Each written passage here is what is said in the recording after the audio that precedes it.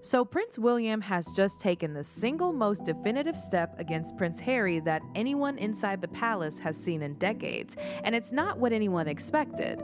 It's not a public denouncement, it's not a sit-down interview.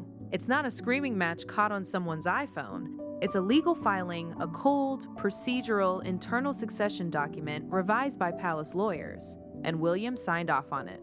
He didn't just approve a change, he removed Harry's name from the protected internal planning files that govern who the monarchy trusts when things go wrong. And that distinction, the difference between a public title and a private trust file, is where this entire story gets genuinely unsettling. Because what William did wasn't a performance. It was an amputation carried out in ink behind a closed door at Buckingham Palace with no cameras and no statements, and that silence is why the palace fell so eerily quiet this week. Everyone inside those walls understood what had just happened. The future king had looked at the operational machinery of the crown and decided his own brother was a liability that could no longer be accommodated. Before we go any further, make sure you're subscribed to Prime Archive so you don't miss the deeper breakdowns on stories like this. 1. The weirdest part isn't even the removal itself. It's the mechanism William used to do it. Most people think the line of succession is this rigid, unchangeable thing set in stone by Parliament and God and centuries of tradition, and publicly that's true. Harry is still technically in the line, but what William targeted was something much more shadowy and much more powerful. These aren't the ceremonial scrolls. They're the behind-the-scenes files that dictate who gets briefed, who gets access, who gets positioned as a trusted fallback if a crisis hits, and authority needs to move fast. Operational continuity, that's the phrase palace lawyers use. It sounds boring. It's absolutely not. It's the skeleton of the monarchy's survival instinct, and William just walked into that skeleton and pulled his brother's name out of it. The lawyers framed it as an internal revision, not a public constitutional declaration, which gave William the cover to act without triggering a national legal battle. But the effect was the same. Harry is no longer considered reliable enough to be anywhere near the working heart of the crown, and that judgment came from his own brother.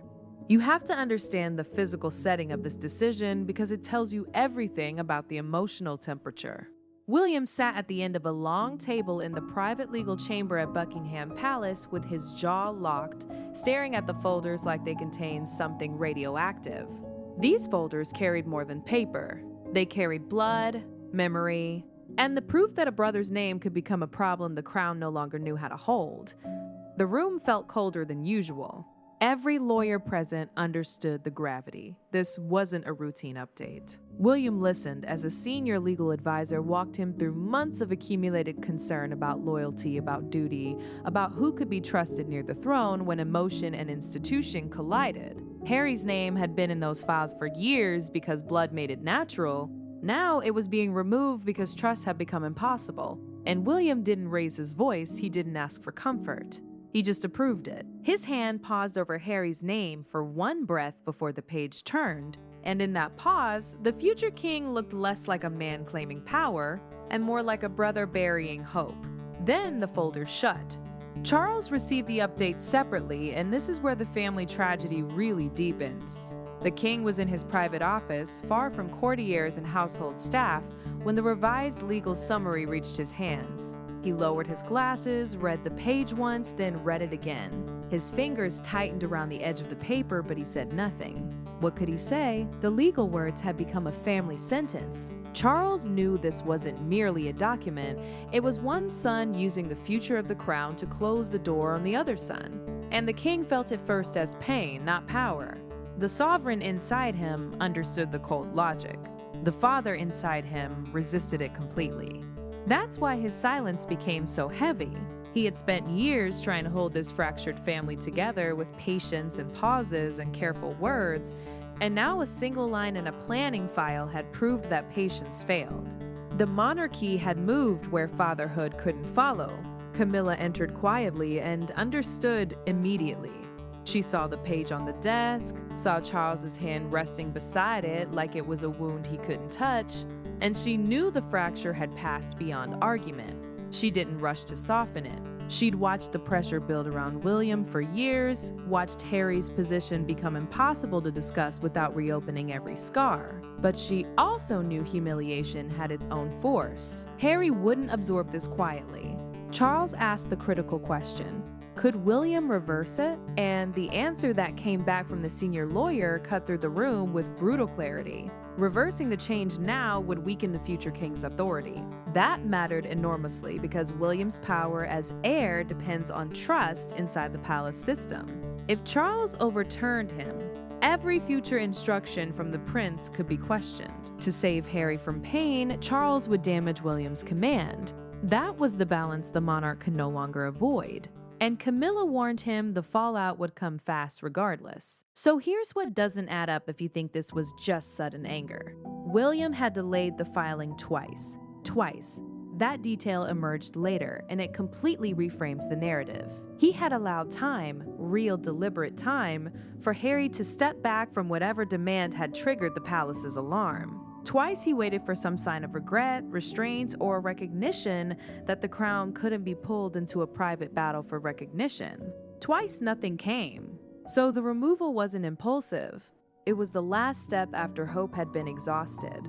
William didn't act to punish Harry. He acted because the future could no longer be built around a brother who might never come back. And when Charles finally heard that confession from William directly, the resistance left him.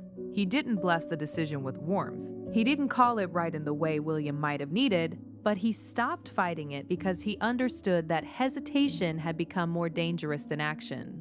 The trigger point that set all of this in motion traces back to a private meeting at Sandringham that no camera captured and no aide was allowed to interrupt. Charles arranged it as a final attempt at repair, not a court of judgment. He wanted his sons in one room, without advisors, without palace language, without the noise that had followed them for years. Sandringham mattered because it had always been a place where family tensions were handled away from the public, where painful truths could be spoken before they became national storms. Charles believed fatherhood could still reach places protocol couldn't. He was wrong. Harry arrived not seeking comfort, but seeking formal assurance that his branch of the family would retain future ceremonial succession privileges. Those words carry hidden force. Ceremonial succession privileges mean the symbolic roles, appearances, and family positions connected to the order of royal inheritance, even when someone is no longer part of daily palace duty. Harry framed it as fairness, as protection for his children, as a shield against being erased. But William heard something much colder. He heard pressure being placed directly on the future of the crown. William stayed controlled in that room, but he understood the danger immediately. If the family accepted Harry's demand, the monarchy would be admitting that distance from duty didn't weaken access to royal standing, and that would make every future decision negotiable, every boundary challengeable through emotion. The future king didn't answer quickly. He listened, watched Charles tap one finger against the table, and waited for the king to draw a line. Charles didn't. The silence told William what no speech could. Harry mistook that silence for hesitation. William read it as surrender. In that pause, something broke permanently. William believed his brother had turned family pain into leverage. And once that belief formed, reconciliation stopped feeling like mercy and started feeling like risk. Charles pleaded for calm, but even his voice carried exhaustion. He wanted peace between his sons, yet he couldn't promise Harry what William believed would weaken the next reign. William left Sandringham with a decision forming quietly inside him. He didn't announce it, he didn't threaten it. Instead, he asked palace lawyers to review every internal succession-related file tied to operational royal planning. That request became the hidden fuse. It moved through desks and sealed summaries until it reached the document that would later remove Harry's name. What's striking is how William used authority that was already waiting for him. He didn't seize power in a dramatic speech. He used the machinery of succession planning that he'd been living inside for years. As heir, William wasn't simply waiting for a crown. He was being prepared for the weight of it, for the decisions that protect the monarchy before the public ever hears a word. His influence had grown strongest in the operational continuity space, the behind-the-scenes plan for keeping royal authority steady if illness, death, or crisis forces responsibility to move quickly. He couldn't rewrite the public line of succession by himself, but he could shape who the palace trusted in its private planning for the future sovereign. Palace lawyers gave him that opening. Then came the revelation that truly hardened the room. A senior legal advisor confirmed that several older files still carried Harry's name in sensitive contingency categories. The emergency lists used if the palace needed a trusted royal fallback during sudden disruption. A name in those files wasn't symbolic. It meant access, preparation, and assumed reliability. William ordered those references removed or restricted, making sure Harry could no longer be positioned as a palace fallback in future planning. The instruction passed through the system quietly, but its force was enormous. One file changed, then another. A private architecture shifted around Harry without a single public word. William didn't look relieved when it was done.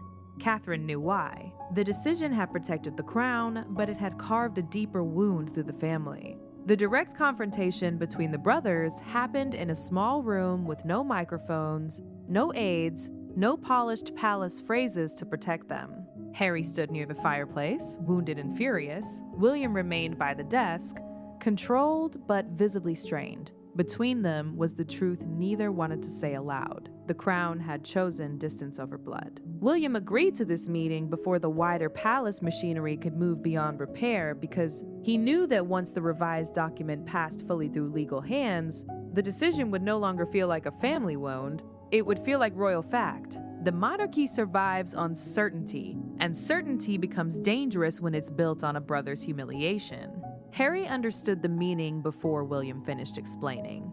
His face changed not with confusion, but with recognition. He heard the words stability and continuity, yet beneath them he heard rejection. William said the decision was a revenge and tried to keep his voice even, but the sentence came out colder than he intended, and that coldness cut deeper than anger ever could.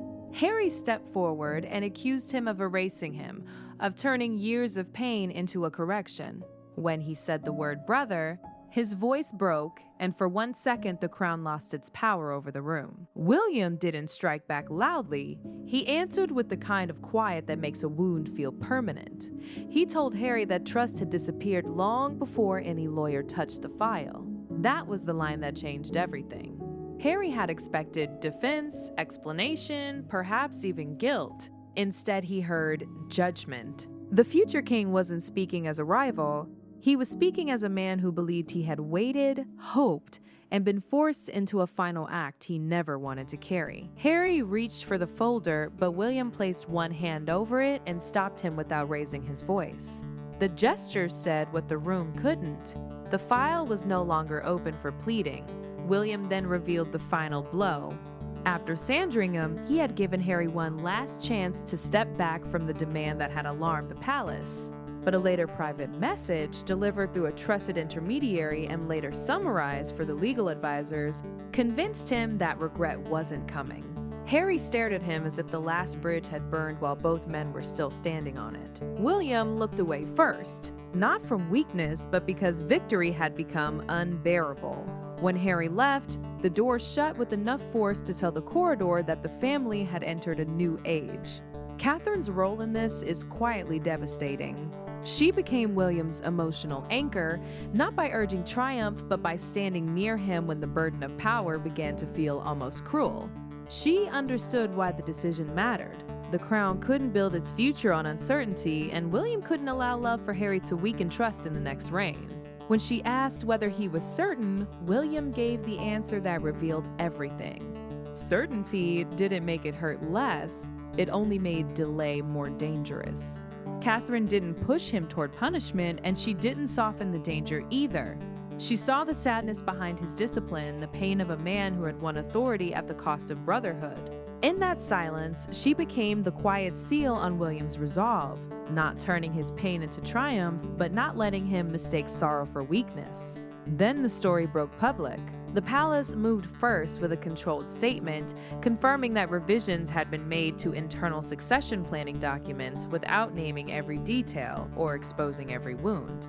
The statement sounded calm. The meaning did not. It told the country that something serious had happened behind the gates and that William's hand was now guiding more than anyone had fully understood. By mid-morning, broadcasters were framing it as a historic hardening of William's authority inside the monarchy.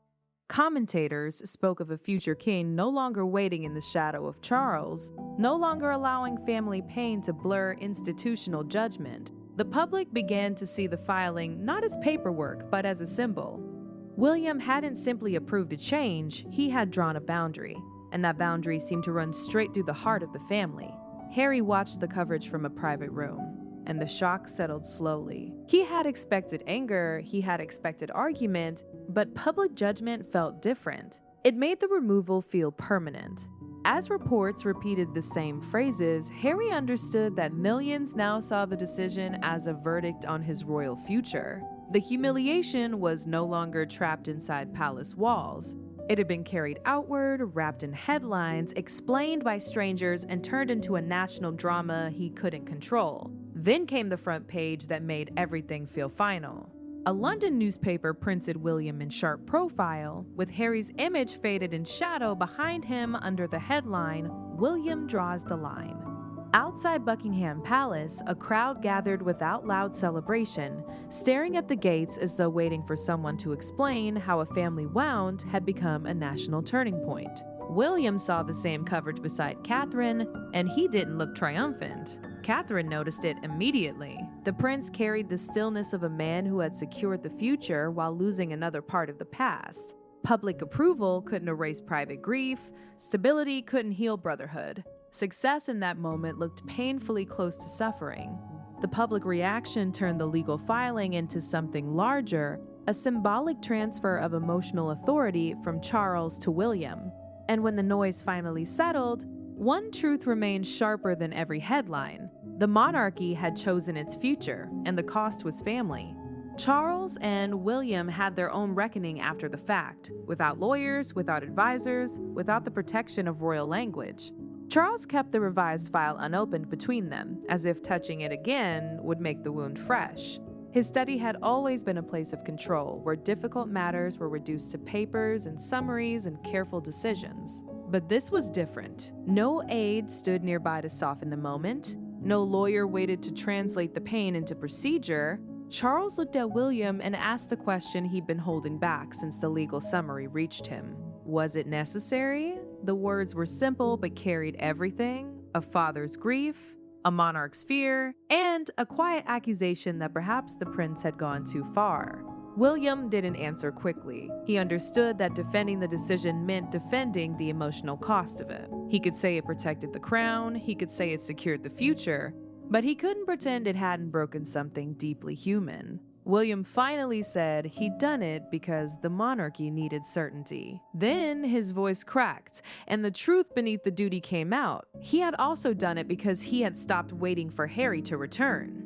That confession changed. Charles the King looked away, wounded not by rebellion, but by exhaustion. One son was protecting the institution from the other, and there was no fatherly sentence strong enough to undo that tragedy. William then revealed what Charles hadn't known. Those 2 delays, those 2 chances he'd given Harry to step back. Charles listened, and slowly the resistance left him. He didn't bless the decision with warmth, but the king stopped fighting it because he finally understood that hesitation had become more dangerous than action. The institutional logic here is relentless. A palace-filed succession document is an internal royal record used by officials to plan who can be trusted around future duties, emergency roles, and the working structure of monarchy. Harry's history wasn't being erased from the family story, but his place inside the trusted architecture of royal planning was removed. The prince hadn't changed childhood, hadn't wiped away grief or memory or blood. He had simply accepted that the future could no longer be built on a hope that kept breaking. Harry faced that truth from the other side of the wound. Distance from duty had slowly become distance from authority, and that realization struck harder than any headline. He had once believed that blood would always leave a door open, that the royal story could bend around absence and anger and return. William's decision proved something colder. The monarchy could mourn what Harry had been and still move forward without placing him near its center again. Charles accepted the decision because he finally understood what refusal would cost. If he fought William now, he would protect one son's pride while weakening the other son's future command. That was the brutal balance the monarch could no longer avoid. He had tried to hold both family and crown in the same trembling hand, but the moment demanded a choice that no father should have to make. The king did not find comfort in it, and he didn't pretend fatherhood had been spared. He accepted it because unresolved grief couldn't govern the next reign. Harry's silence after the news reached him through a private call was worse than fury. It was the silence of a man realizing his brother hadn't merely disagreed with him. William had acted. The line had been crossed in ink, and Harry knew it couldn't be dismissed as palace tension or family misunderstanding. William remembered the boy beside him in childhood corridors, the brother who knew the weight of loss before the world knew how to speak gently about it. That memory made the decision feel less like procedure and more like grief sharpened into duty. The prince didn't celebrate control, he endured it. This was the day the palace stopped pretending the old family order could return. William emerged as the protector of the future. Harry became the symbol of what had been lost, and Charles remained between them as the father who couldn't save both the bond and the monarchy. The crown had spoken through silence, ink, and consequence. It marked the end of a brotherly illusion, the closing of a royal escape route, and the beginning of a monarchy shaped by discipline rather than sentiment. William understood that this decision would be remembered long before he ever wore the crown. He hadn't erased Harry from the family, but he had removed him from the machinery of trust that keeps the institution alive. And that distinction is everything. Public titles are one thing. The palace can smile for cameras and wave from balconies, but behind the scenes, the future king has already decided who he can rely on when crisis comes. His brother didn't make the list. That's not gossip. That's the architecture of power shifting in real time, and everyone inside those walls knows exactly